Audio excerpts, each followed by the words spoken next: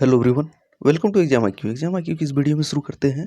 Jharkhand SI 2017-18 में पूछे गए सवाल। तो झारखंड दरोगा 2017-18 में जो एग्जाम हुआ था, इसमें पूछा गया 8वां सेट है। उससे पहले 7 सेट अपलोड हो चुका है, 8वां सेट है ये, सेट नंबर 8। तो जेएसएससी ने प्रीवियस ईयर का सवाल का बड़ा स्कोप हो गया है। तो चलिए शुरू करते हैं क्योंकि प्रीवियस ईयर सवाल से 50 से 60% सवाल पूछे जा रहे हैं। तो चलिए शुरू करते हैं देर ना करते हुए। झारखंड एसआई में पूछे गए सवाल 2017-18 में, ये 8वां सेट है। तो ये 8वां सेट है। तो पहला सवाल क्या पूछा गया था? तो झारखंड का पहला मुख्यमंत्री किसे नियुक्त किया गया था? तो झारखंड का पहला मुख्यमंत्री बाबूलाल मरांडी को नियुक्त किया गया था। और हर शिफ्ट में देख रहे हैं कि मुख्यमंत्री से 2 से 3 सवाल पूछा जा रहा है। तो बाबूलाल मरांडी झारखंड के पहले मुख्यमंत्री थे। और नियुक्ति होते समय किस पार्टी से संबंधित थे? तो बाबूलाल मरांडी बीजेपी से संबंधित थे, वो भी सवाल पूछा गया है। और नियुक्ति के बाद बाबूलाल मरांडी ने कहाँ के विधायक बने? तो रामगढ़ के। अगला सवाल देखते हैं, दूसरा सवाल। मधु कोड़ा झारखंड के मुख्यमंत्री के रूप में किस अवधि में रहे? तो मधु कोड़ा का टाइम पीरियड कब से कब तक था? तो 14 सितंबर 2006 से लेके 23 सितंबर 2008। तो मधु कोड़ा झारखंड के मुख्यमंत्री 14 सितंबर 2006 से लेके 23 अगस्त 2008 तक रहे। और मधु कोड़ा झारखंड के ऐसे पहले मुख्यमंत्री हैं जो निर्दलीय थे। तो झारखंड के निर्दलीय मुख्यमंत्री मधु कोड़ा हैं और एकमात्र रहे हैं।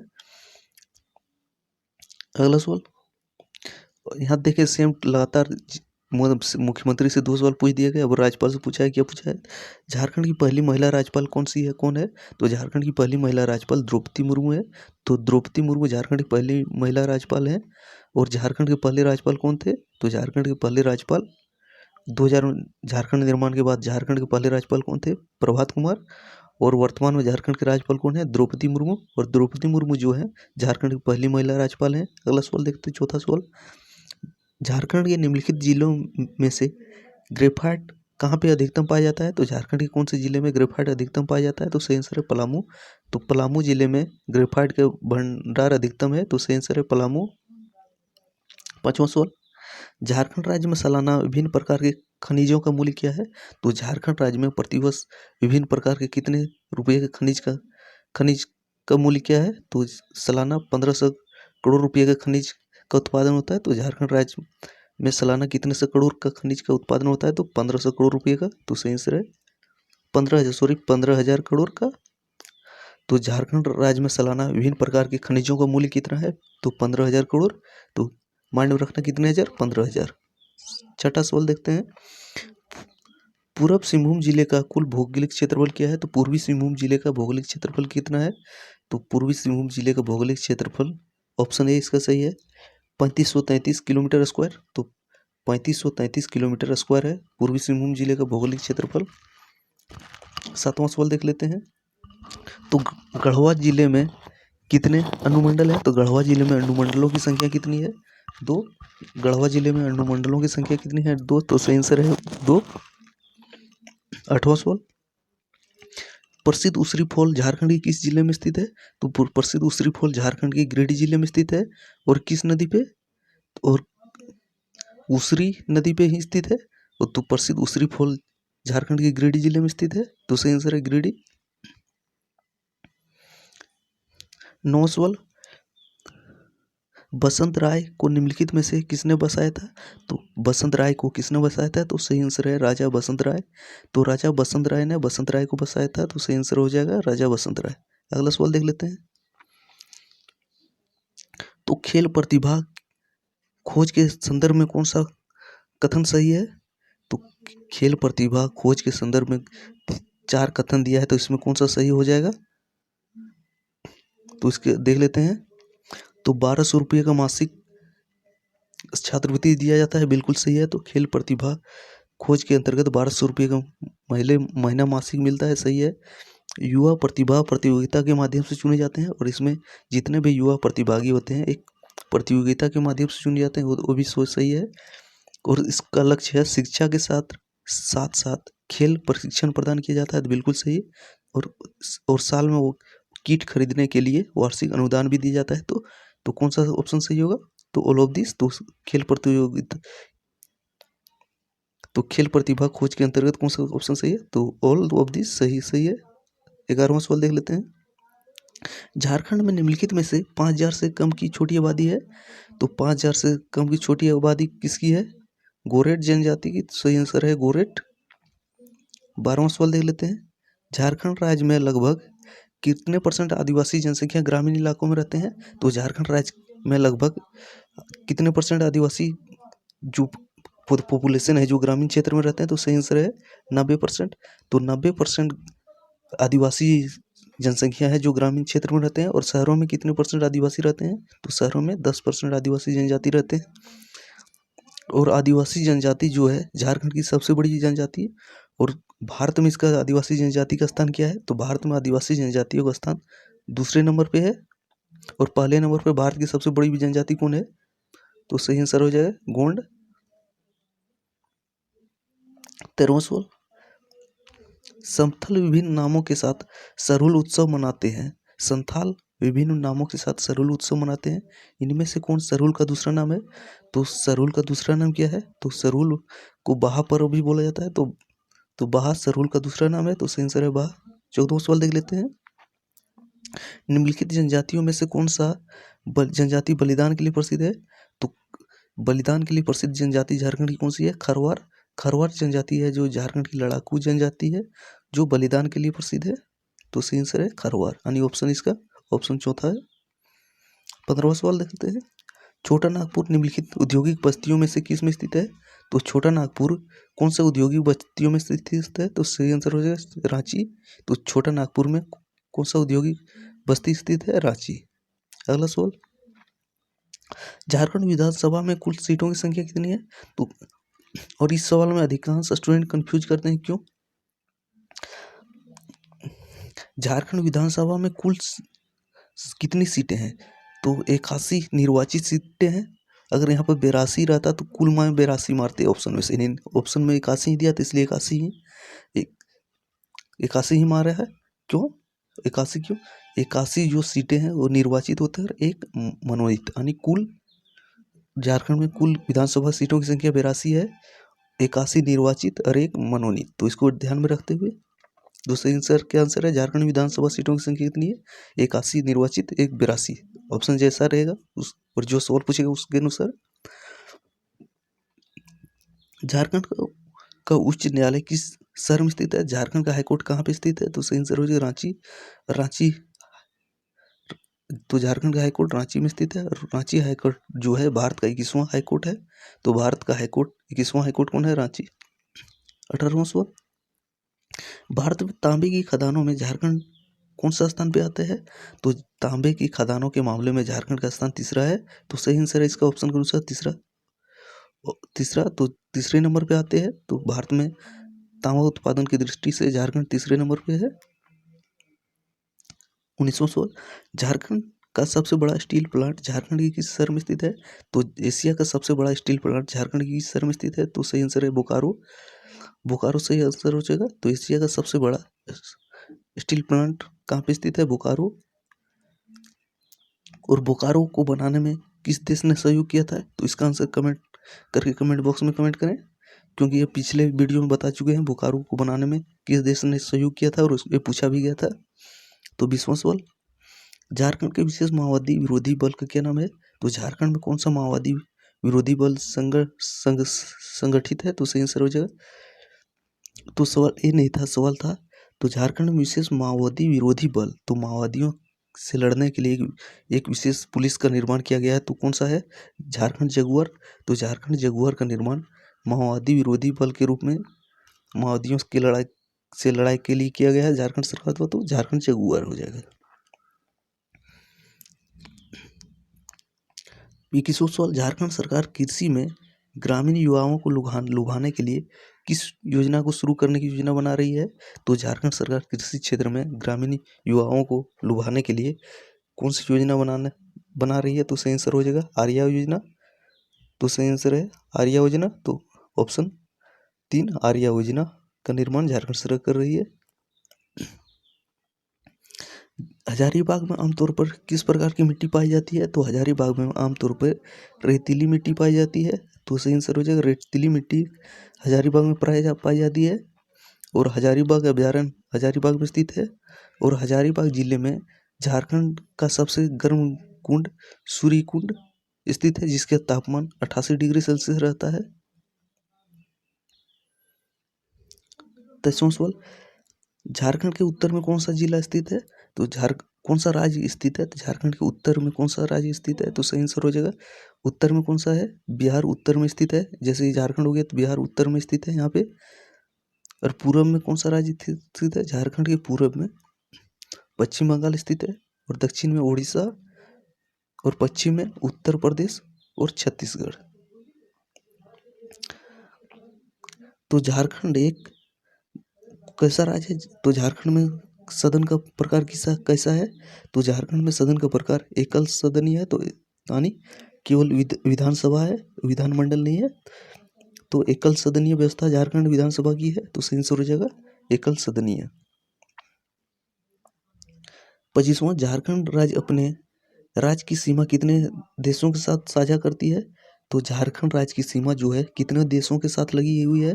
तो झारखंड राज्य की सीमा जो है किसी भी देश के साथ नहीं लगी हुई है, लेकिन कितने राज्यों के साथ लगी हुई है? तो झारखंड की सीमा 5 राज्यों के साथ लगी हुई है। और कितने देशों के साथ? तो कोई भी देश के साथ झारखंड की सीमा नहीं लगी हुई है। तो सही आंसर हो जाएगा 0, ऑप्शन ए सही हो जाएगा, यानी पहला ऑप्शन 0। 24वां सवाल, उथलुस और जागीस झारखंड के किस जनजाति के वर्ग हैं? तो उथलुस और जागीस झारखंड के कौन से जनजाति के भाग हैं? तो सही आंसर हो जाएगा बिरहोर। तो बिरहोर जनजाति के एक भाग हैं, जिसका क्या नाम रखा गया है? उथलुस और जागीस। ये थोड़ा डीप सवाल था, अधिकांश स्टूडेंट इस सवाल को नेग्लेक्ट करते हैं। तो उथलिस और जागीस बिरहोर जनजाति के उप जनजाति है। 27वां सवाल, तो तोपचाची झील झारखंड में कहाँ स्थित है? तो तोपचाची झील झारखंड के धनबाद जिले में स्थित है। तो धनबाद जिले में तोपचाची झील स्थित है, तो सही आंसर हो जाएगा धनबाद जिला। और तोपचाची झील किस पहाड़ी पे स्थित है? तो हरी पहाड़ी पे स्थित है। और तोपचाची अभ्यारण्य भी है जो धनबाद जिले में स्थित है। 28वां सवाल, तो 2011 की जनगणना के अनुसार झारखंड की पुरुष साक्षरता तो पुरुष लिटरेसी रेट क्या है? तो 2011 की जनगणना के अनुसार पुरुष लिटरेसी रेट 76.84 है, तो 76.84% है। तो अभी तक देख चुके हैं कि सवाल किस तरह आता है। मुख्यमंत्री से आता है, राज्यपाल से आता है, जनगणना से आता है और भूगोल से आता है। तो इसको देखते जाइए और मज़ेदार सवाल मिलेंगे। निम्नलिखित में से कौन झारखंड की एक प्रमुख नदी नहीं है? तो कौन सी नदी जो है जो झारखंड की प्रमुख नदी नहीं है? तो सही आंसर हो जाएगा फल्गु। फल्गु नदी जो है झारखंड की प्रमुख नदी है नहीं है। झारखंड की प्रमुख नदी कौन कौन सी है? दामोदर, दक्षिण कोयल, बराकर। बराकर जो है दामोदर की सहायक नदी है, और दामोदर को बंगाल का शोक बोला जाता है। 30वां सवाल देख लेते हैं। झारखंड के कुल भौगोलिक क्षेत्र का कुल कितना प्रतिशत बंजर जमीन के अंतर्गत आता है?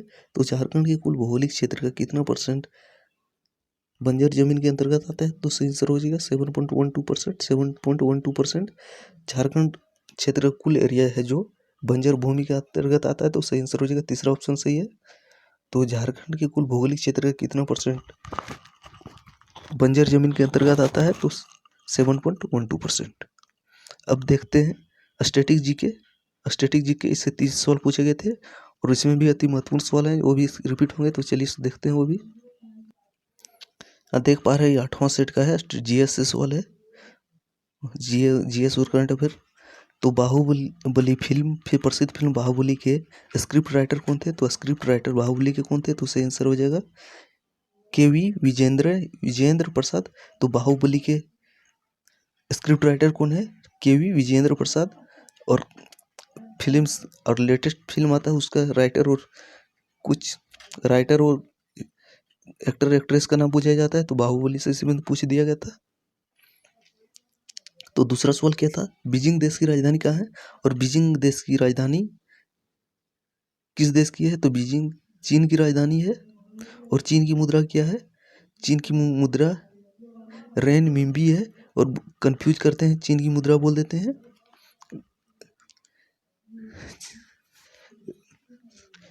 चीन की मुद्रा रेनबिन्बी है, और चीन की मुद्रा युआन नहीं है। क्यों युआन? युआन जो है चीन की जिस तरह भारत में पैसा होता है, रुपये, भारत की मुद्रा रुपया है और छोटा रुपया का छोटा रूप पैसा बोलते हैं, तो उसी तरह चीन की मुद्रा रेनबिन भी है और भारत के पैसा की तरह युआन भी है। तीसरा द्वारा गूगल द्वारा हाल ही में शुरू किए गए जॉब एप्लीकेशन टूल का क्या नाम है? तो गूगल द्वारा हाल ही में शुरू किए गए जॉब एप्लीकेशन का टूल का क्या है? गूगल या हायर। तो गूगल हायर किसके द्वारा शुरू किया है? गूगल के द्वारा, जो क्या है, जॉब एप्लीकेशन टूल। अगला सवाल, तो केंद्रीय बजट 2017 संसद में कब प्रस्तुत किया गया था? करंट अफेयर से सवाल था। तो 1 फरवरी को प्रस्तुत किया गया था। तो केंद्रीय बजट 2017 1 फरवरी को प्रस्तुत किया गया था। पांचवा सवाल, तो पृथ्वी के वायुमंडल की सबसे निचली परत कौन सी है? तो पृथ्वी के वायुमंडल की सबसे निचली परत ट्रोपोस्फियर है। तो सही आंसर हो जाएगा ट्रोपोस्फियर, जो है पृथ्वी की के वायुमंडल की सबसे निचली परत है।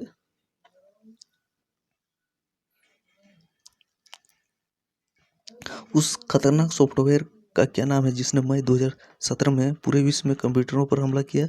तो मई 2017 में एक कंप्यूटर वायरस उत्पन्न हुआ था, उसका क्या नाम था? वोना क्राई रेंस मावियर। और ये सवाल अब फिलहाल नहीं आएगा क्योंकि ये करंट से था। कॉमन सवाल पूछा था, तो भारत का पहला स्वतंत्रता संग्राम कब शुरू हुआ था? तो भारत का पहला स्वतंत्रता संग्राम 1857 में शुरू हुआ था। और कहाँ पे? उत्तर प्रदेश के मेरठ से शुरू हुआ था। तो कॉमन सवाल था, तो पहला स्वतंत्रता संग्राम कहाँ से हुआ था? 1857 में मेरठ से। आठवां सवाल, भारत में मिर्च का सबसे बड़ा उत्पादक कौन है? तो भारत में मिर्च का सबसे बड़ा उत्पादक कौन है? तो आंध्र प्रदेश। आंध्र प्रदेश राज्य में सबसे अधिक चिली का उत्पादन होता है, यानी मिर्च का। तो भारत में केंद्र शासित प्रदेश कितने हैं? तो भारत में केंद्र शासित प्रदेशों की संख्या टोटल 7 है और राज्यों की संख्या कितनी है? 29। ताजमहल जो है किस नदी के किनारे स्थित है? तो ताजमहल जो है यमुना नदी के किनारे स्थित है। यमुना नदी जो है गंगा की एक सहायक नदी है। तो ताजमहल यमुना नदी के किनारे स्थित है। और कहाँ पे स्थित है? और ताजमहल जो है आगरा में स्थित है, आगरा उत्तर प्रदेश। और ताजमहल का निर्माण किसने करवाया था? ताजमहल का निर्माण शाहजहां ने करवाया था। अगला सवाल, आंध्र प्रदेश की आधिकारिक भाषा क्या है? तो आंध्र प्रदेश की आधिकारिक भाषा तेलुगु है। आंध्र प्रदेश की आधिकारिक भाषा क्या है? तेलुगु। आप यहाँ एक आंसर कमेंट करके बताएं, आंध्र प्रदेश की नई राजधानी कहाँ पे बनाया गया है?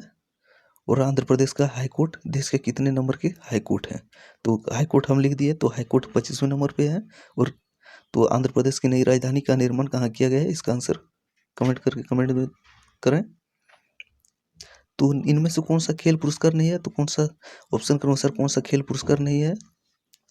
तो राजीव गांधी खेल रत्न अवार्ड, ये तो खेल पुरस्कार है, तो खेल के क्षेत्र में दिया जाने वाला सबसे बड़ा पुरस्कार है। तो राजीव गांधी खेल रत्न अवार्ड। आनंद पुरस्कार अवार्ड ये ही नहीं है, तो आनंद पुरस्कार अवार्ड खेल से संबंधित नहीं है। माखा अवार्ड भी खेल से है। द्रोणाचार्य अवार्ड खेल से है, जो खेल प्रशिक्षक यानी कोच को दिया जाता है।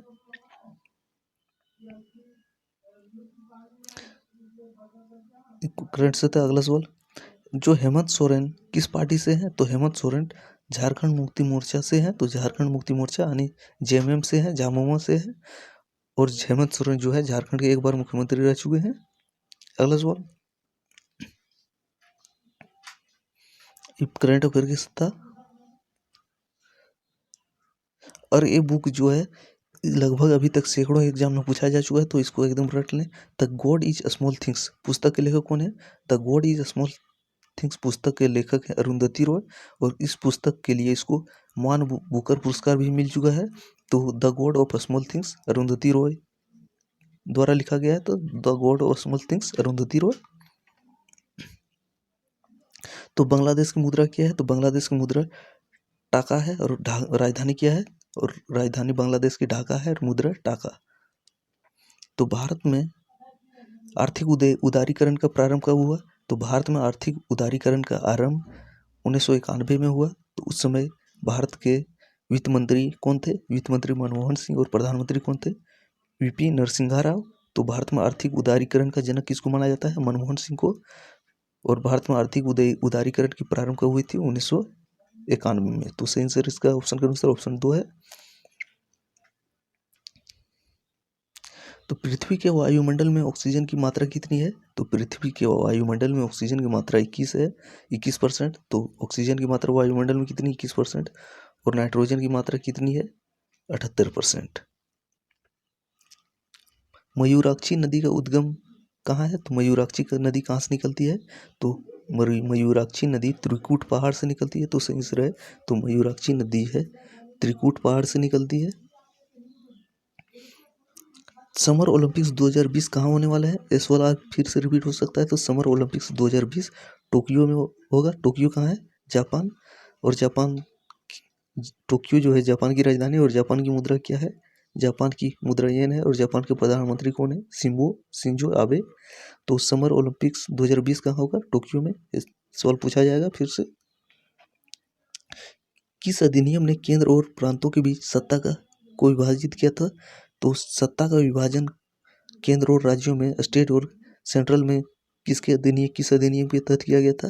तो सही आंसर हो जाएगा भारत सरकार अधिनियम 1935। तो ब्रिटिश काल में भारत सरकार अधिनियम 1935 के अंतर्गत केंद्र और राज्यों के बीच सत्ता का विभाजित किया गया था। अगला सवाल दे देते हैं।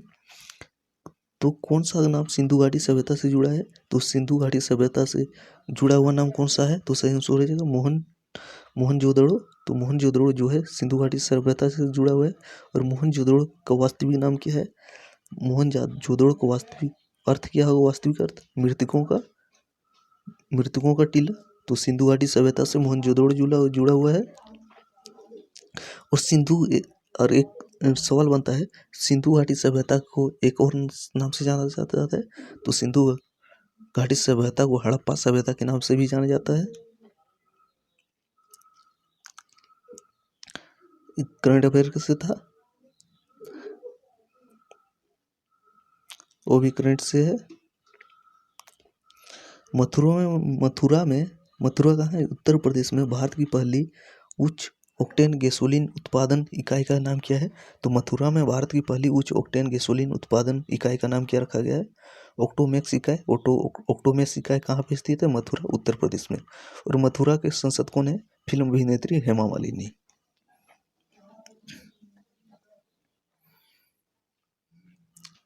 सातवां भी करंट से संबंधित था। 28वां देख लेते हैं। 28वां भी करंट से फिर से है। 29वां देखते हैं। National stock exchange. तो national stock exchange of India की स्थापना कब हुई? तो national stock exchange of India की स्थापना कब हुई थी? 1992 में। तो national stock exchange of India की स्थापना 1992 में हुई थी। और किसकी सिफारिश पे? तो फेरवानी समिति की सिफारिश पे हुई थी 1992 में। अगला सवाल देख लेते हैं। निम्नलिखित में से कौन सा पौधा C4 पौधा है? तो C4 पौधा कौन सा है? तो सही आंसर हो जाएगा गन्ना है जो C4 पौधा है। अगला सवाल अब साइंस से देख लेते हैं। साइंस भी अति महत्वपूर्ण सवाल है, क्योंकि साइंस से भी झारखंड में स्कोप बन रहा है। क्योंकि सभी एग्जाम में साइंस से भी पूछा जा रहा है। क्योंकि हाल में ही जो झारखंड एक्साइज का एग्जाम है उसमें भी 20 सवाल साइंस से रखा गया है। तो साइंस से भी देख लेते हैं। मनुष्य में माता के गर्भाशय में स्थित गर्भ को भोजन किसके द्वारा प्राप्त होता है?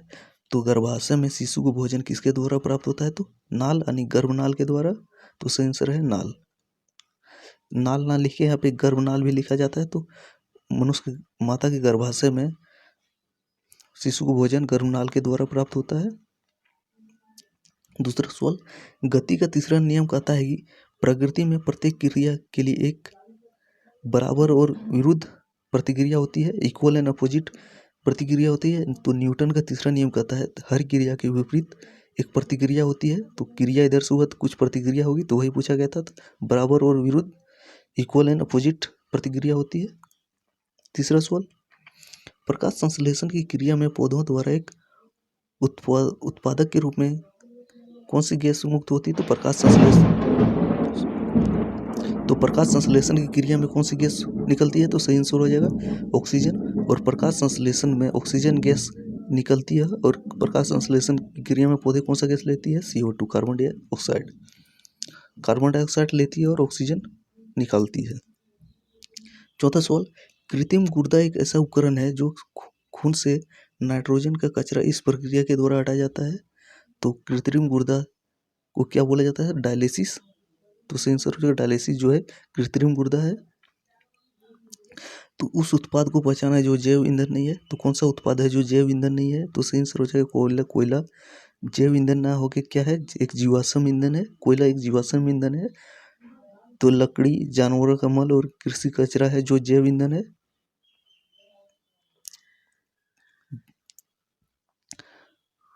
सॉरी, सवाल क्या पूछा था, जो जैव ईंधन नहीं है, तो जैव ईंधन नहीं है तो सही था लकड़ी, जानवरों का मल और कृषि कचरा जो है जैव ईंधन है, और कोयला जो है जीवाश्म ईंधन। तो ऑप्शन के अनुसार, सवाल के अनुसार क्या आंसर हो जाएगा, कोयला जो जैव ईंधन नहीं है, जो एक जीवाश्म ईंधन है। फोटोवोल्टिक सेल वह होता है जो सूर्य प्रकाश यानी सूर्य की ऊर्जा को बिजली में रूपांतरित करता है। तो फोटोवोल्टिक सेल का उपयोग होता है सूर्य की ऊर्जा को बिजली में रूपांतरित करने के लिए। अगला सवाल देख लेते हैं। उत्पादक सूर्य प्रकाश की ऊर्जा शेष पारिस्थितिक तंत्र को उपलब्ध कराते हैं। तो उत्पादक सूर्य प्रकाश की ऊर्जा शेष पारिस्थितिकी तंत्र को उपलब्ध कराते हैं, तो बिल्कुल सही है। तो इस क्या है, सही है। एक पेंसिल जब द्रव में डुबाई जाती है तो किसके कारण मुड़ी हुई प्रतीत होती है, तो जब किसी पेंसिल को एक द्रव में डुबाई जाती है तो प्रकाश के अपवर्तन के कारण मुड़ी हुई प्रतीत होती रहती है। तो रिफ्रैक्शन ऑफ लाइट के कारण यानी प्रकाश के परावर्तन के अपवर्तन के कारण जब किसी पेंसिल को द्रव में डुबाई जाती है तो मुड़ी हुई प्रतीत होती है। तो पुरुष नसबंदी की परिभाषा क्या है, और पुरुष नसबंदी की परिभाषा क्या है, तो उसका सही आंसर है पुरुषवास डिफरेंस पृथक कर उसको एक तरह से बांधा जाता है या सील किया जाता है। तो सही आंसर क्या है, ऑप्शन 2 इसका सही है। और यहाँ एक अति महत्वपूर्ण सवाल बनता है, पुरुष नसबंदी को क्या बोला जाता है, तो पुरुष नसबंदी की क्रिया को क्या बोला जाता है, तो बेसे किस तरह होता है। और ये सवाल आरआरबी में पूछा था। तो पुरुष नसबंदी की क्रिया को बोला जाता है तो बेसे कटोमी, और महिला नसबंदी को क्या बोला जाता है, ट्यूबेक्टोमी। तो ये दोनों माइंड में रखना है, दोनों सवाल आरआरबी में पूछा गया था। तो 10वां सवाल अब देखते हैं। एक वाहक के पक्ष दृश्य दर्पण के रूप में होता है। तो the mirror use the rear view mirror of vehicle. तो वाहनों में कौन से दर्पण का यूज होता है, तो वाहनों में उत्तल दर्पण का यूज होता है। तो पीछे के दृश्य को देखने के लिए वाहनों में उत्तल दर्पण का प्रयोग होता है। और दाढ़ी बनाने में और डॉक्टर द्वारा दांत को देखने के लिए कौन सा दर्पण प्रयोग करते हैं, तो अवतल दर्पण। क्षारीय व्यवहार के कर्म को बढ़ते हुए चुने। तो क्षार के व्यवहार के बढ़ते हुए कर्म चुने, तो सही आंसर हो जाएगा ऑप्शन 4 यानी इस पहले HCl एसिटिक एसिड वाटर, इसके बाद HCl होगा।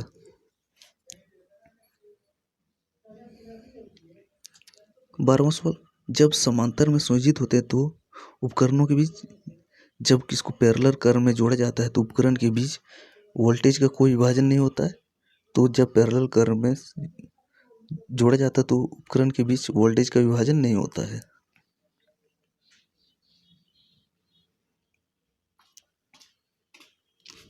अगला सवाल देखते हैं। प्रत्येक कण प्रत्येक दूसरे कण को अपनी ओर आकर्षित करते हैं। तो इन दो कणों के बीच का आकर्षण बल उन कणों की संहतियों के गुणनफल का समानुपाती तथा उसके बीच की दूरी के वर्ग के व्युत्क्रमानुपाती होता है। यह किसका नियम है, यह गुरुत्वाकर्षण का नियम है। अगला सवाल देख लेते हैं। आधुनिक आवर्त सारणी के अनुसार आवर्त में जब हम बाएं से दाएं ओर जाते हैं तब संयोजकता कोष में इलेक्ट्रॉन की संख्या एक इकाई से बढ़ती है। तो जब हम आवर्त सारणी में बाएं से दाएं ओर जाते हैं तब संयोजकता कोष में इलेक्ट्रॉन की संख्या इकाई से बढ़ती है। अगला सवाल, तो सूक्ष्मदर्शी के नीचे एक पत्ते के अनुप्रस्थ काट में दिखता है कि कुछ कोशिकाओं में हरे रंग के बिंदु होते हैं। तो पत्तियों में पाए जाने वाला हरा रंग का वर्ण को क्या बोला जाता है, तो सही आंसर हो जाएगा क्लोरोप्लास्ट। तो क्लोरोप्लास्ट पत्तियों में पाए जाने वाला एक हरा वर्णक है। अगला सवाल, एक स्वस्थ वयस्क में गुर्दे में प्रारंभिक निस्यंद लगभग कितना होता है? तो 180 लीटर प्रतिदिन होता है। एक स्वस्थ मनुष्य के गुर्दे से फिल्टर कितने 180 लीटर होता है। इनमें से कौन सा आर पर्यावरण संरक्षण के लिए नहीं है? तो आर जो है पर्यावरण से संरक्षण के लिए है, तो कौन सा नहीं है? तो इसका सही आंसर रिड्यूस, रिसाइकल और रीयूज। ये 3R है जो पर्यावरण संरक्षण के लिए है। तो रिमूवल जो है पर्यावरण संरक्षण के लिए नहीं है, तो इसका आंसर सवाल के अनुसार रिमूवल जो है पर्यावरण संरक्षण के लिए नहीं है। 19वां सवाल देख लेते हैं। प्रति विषाणु औषधियाँ के उपचार के लिए विशेष रूप से उपयोग की जाने वाली एक वर्ग है, तो विषाणु संक्रमण। तो सही आंसर हो जाएगा विषाणु संक्रमण। तो लेंस की शक्ति को किसके रूप में परिभाषित किया जाता है? तो सही आंसर हो जाएगा इसकी फोकस दूरी का व्युत्क्रम। तो इसकी फोकस दूरी का व्युत्क्रम लेंस की शक्ति, और लेंस की शक्ति का मात्रक क्या है? तो लेंस की शक्ति का मात्रक डायोप्टर है, जिसको डी से सूचित किया जाता है। और लेंस की शक्ति जो है प्लस या माइनस में हो सकती है। तो ये थे 8वां सेट से पूछा गया महत्वपूर्ण सवाल। अब अगले वीडियो में देखेंगे 9वां सेट। कुल मिला के 32 सेट अवेलेबल हैं, इसको भी जल्द देख लेंगे और डेली एक से 2 सेट करके, और इसके बाद करंट अफेयर का भी सवाल अपलोड होगा। तो thanks for watching, keep preparation.